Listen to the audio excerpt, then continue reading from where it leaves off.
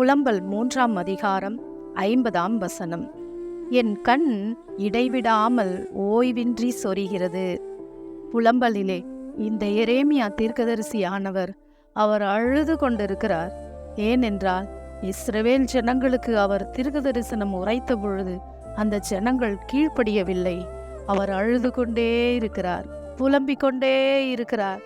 தன் புலம்பலை அவர் ஆண்டவருக்கு தெரியப்படுத்துகிறார். இப்படிதான் நீங்களும் புலம்பிக் கொண்டிருப்பீர்கள். நான் என்ன செய்வேன்?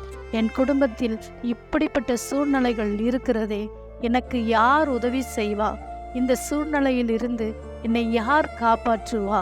எனக்கு உதவி செய்ய ஒருவரும் இல்லையே என்று புலம்பிக் கொண்டிருக்கலாம். பண தேவைகளை நினைத்து கலங்கி கொண்டிருக்கலாம். இந்த மாதத்தில் அநேக தேவைகள் உண்டு. கவலைப்படாதே, கர்த்தர் எல்லாவற்றையும் பார்த்து கொள்வார். அவரிடத்தில் சொல், God bless you. கர்த்தர்